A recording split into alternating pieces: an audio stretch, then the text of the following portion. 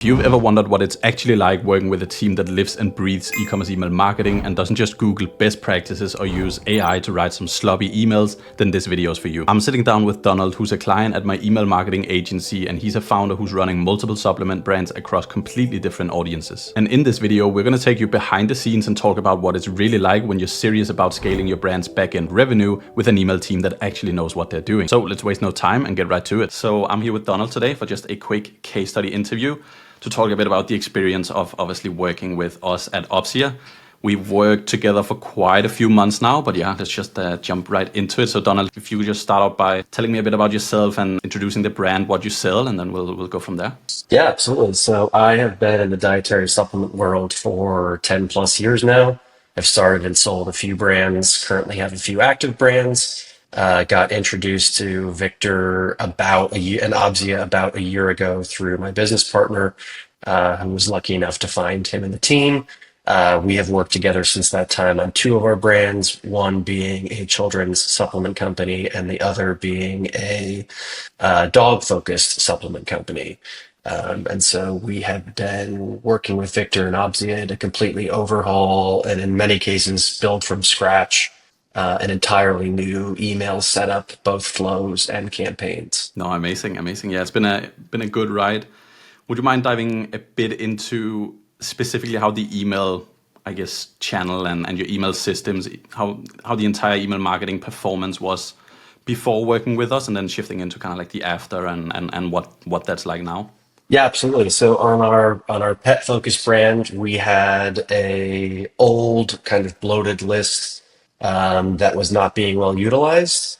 We had a very complicated flow setup that we inherited through a prior team. Victor and the team came in, and you guys basically completely tore apart what was there and was not performing well. So looked at those flows, saw where the problems were, and saw where the opportunities were. And I think you've done an incredible job, really just completely starting over, which was what we needed. And then campaign-wise, almost nothing was being done at the time, certainly not that was driving revenue. And I've been immensely impressed with your team's ability to create really specific, well-crafted messaging without us having to be heavily involved, which is hugely helpful with how busy we are. On the children's side, we had Klaviyo set up, but really we're not doing much. Some very basic flows, apps, almost no campaigns. And so similarly, you guys have come in, completely redid those flows, and then campaign wise have really led to a major increase in revenue for us just by simply building out some great low-hanging fruit campaigns. And now that we're a couple months into that brand, really starting to dial things in. And I think that revenue is going to continue to grow as we grow our campaign focus. Just quickly, if you want my 84-page guide on everything you need to know about e-commerce email marketing for free, there's a link in the description for you to download exactly that. Back to the video. No, yeah, been great to see how we've been able to obviously together turn things around there, specifically on the email side. And yeah, I mean, even I myself obviously get quite surprised sometimes by how effective you can turn things around with email and how fast you can do it, even though you already had things set up before with flows and sending a few campaigns here and there. But yeah, obviously it shows again and again that obviously email marketing is quite important when you do it right. So And just to add, I had always heard, how much of your revenue should be coming from email. I think I sort of believed it, but we had been focused on driving traffic to the website, AdWords, etc. But realized after working with you guys just how much money we were leaving on the table by not having optimized flows. And then certainly campaigns have just been an added bonus on top. But not having those flows was really just a major leak in the onboarding funnel because so many people are hitting that website cold, and you really need to use those follow-up flows for a majority of people in order to get them comfortable with making a purchase. yeah, and 100% now, obviously in 2025, this day and age, where obviously I imagine you feel that as well with paid ads, obviously there's more competition. It's way harder at some points and way more expensive as well. So making that work without anything on the back end to kind of help you pull things up is obviously a difficult battle to take.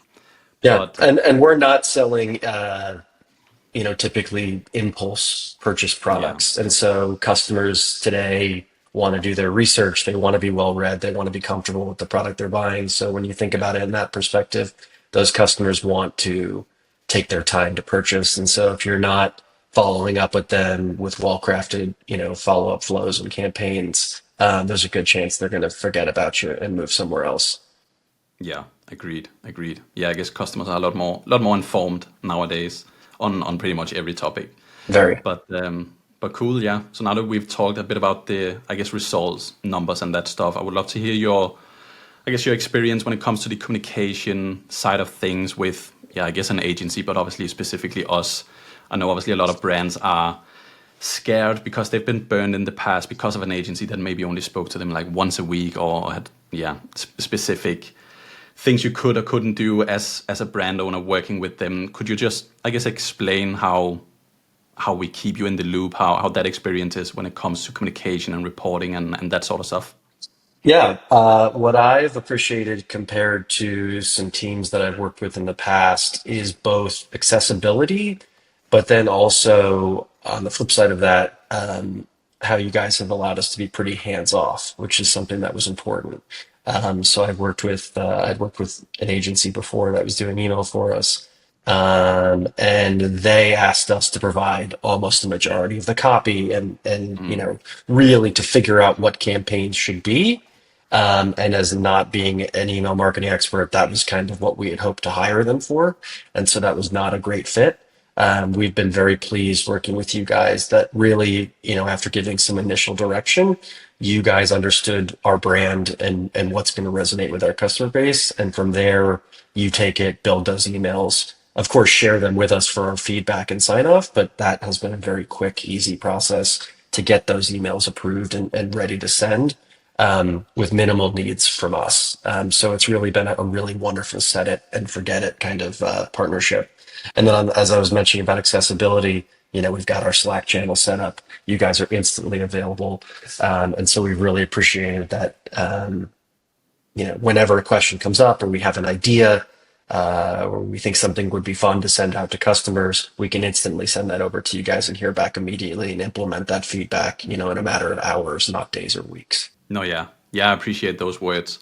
Because, yeah, obviously that's, because obviously when you work with an agency or any sort of vendor for a service, it's obviously results are probably at the front of what you're looking for. But once you're actually in that, I guess, in the situation or in that process of working with someone outside of your company, communication also just becomes such a big part of it. Whereas if only results are there, but like you can't really communicate properly with them, meaning you probably can't also bounce ideas with each other and stuff, like that becomes a bottleneck in itself from what we've heard, at least from other companies. So yeah, we definitely think communication is super important. But yeah, I appreciate hearing your point of view on that stuff. I Absolutely. guess, was there anything? Yeah, I'd be curious to hear if there was anything about our service that sort of surprised you in, I guess, regarding our, yeah, anything really, our process, service, or just the way of doing things when we initially started working together. I've mentioned it to you guys as we've gone along, but I've been really impressed by the level of copywriting. And so we frankly, when we got started, thought that the emails would likely look nice, but might be somewhat generic. And again, that was my experience in the past where I had to kind of put or someone on the team had to put our copywriting hat on and really dive in and try to come up with clever emails. So I give you guys a ton of credit that your copywriting is really impressive, and the design was instantly, meeting all of our brand guidelines and et cetera. So that's just been a really impressive thing that I felt like we're getting, in-house level talent working with an outside company. Oh, that's amazing. That's good to hear. Super good to hear. And yeah, I guess my last question, Donald, what would you say to another e-commerce brand owner or manager or whatever who's considering, I guess, working with Opsia or maybe on the fence about it? Well, I mean, frankly, there's not a lot of downside risk. That's another great thing is that you guys make it approachable to work with you because there's not, this long 12-month commitment or some of these crazy contracts that we've seen other brands or other agencies, I should say, require. And Yeah. so I think if you're looking for someone to take over your email or build it out, it makes total sense to start with you guys.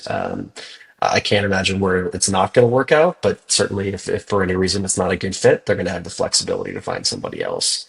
So I think it's worth your time to at least have that first meeting and see what you guys can do. Awesome. Yeah, cool. But yeah, that should pretty much round everything up. So hopefully that was helpful for someone listening or watching this video. That's it for this chat about email marketing, and hopefully you got some value and useful insight. At the end of the day, email is not just a nice to have channel. It's one of the few levers you can pull that compounds heavily over time when you do it right. If you run an e-commerce brand and you want to work with my agency, there's a link below for you to book a call, and then we'll have a quick chat and see if there's a fit. Or if you just want to get really good at email marketing yourself, I have a newsletter also down in the description that you can sign up to, where I send weekly tips and insights on how you can maximize email revenue. Appreciate you watching, and I'll see you in the next one.